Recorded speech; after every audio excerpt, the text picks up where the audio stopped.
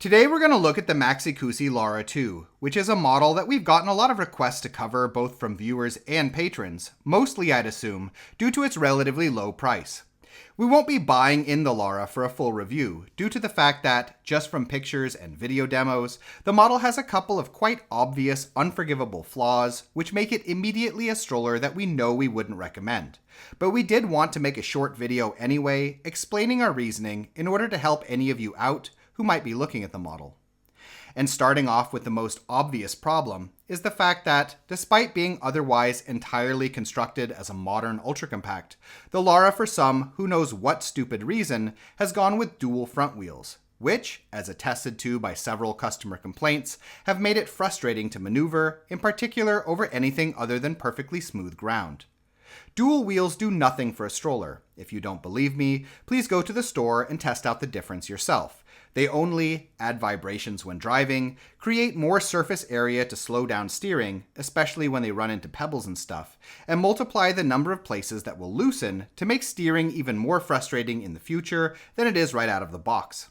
The only reason they're still all over the stroller market, though increasingly less so thankfully, is because Owen McLaren, who invented the umbrella stroller, was an aviation engineer and drew inspiration from airplane landing gear.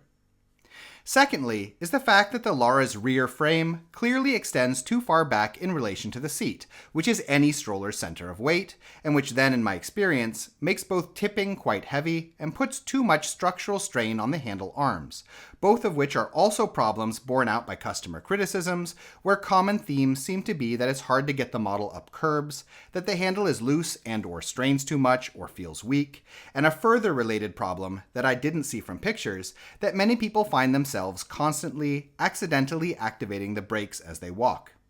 This sort of design flaw with regards to center of weight is something that I've spoken about with a lot of strollers, being also a particular problem, for example, with front-loading tandem models that use a hinged mechanism to adjust handle height. But when it comes to ultra-compacts, in particular cheaper ultra-compacts, it's even more serious, since smaller and lighter models like this generally lack the structural strength needed to put up with the extra strain without loosening up and getting rickety to drive, developing symmetry issues that can impact stuff like folding or even outright braking.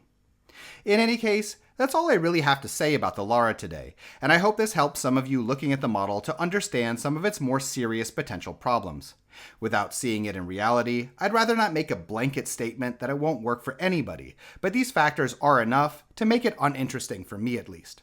And as a final note, for anyone still interested in looking at this model, I'd also like to recommend checking out some of the other complaints that can be found online that are harder to verify from pictures, in particular those related to its reportedly small seat dimensions and weak textile quality. We hope you found this video interesting, and if you did, please subscribe, as this sort of support really helps us to continue making videos in the future. In addition, if you're currently shopping for a stroller, we have a buyer's guide on our Patreon page which lists a wide range of models that we recommend, with a lot of technical and lifestyle related information. You can find it by following the link in the description. Thank you.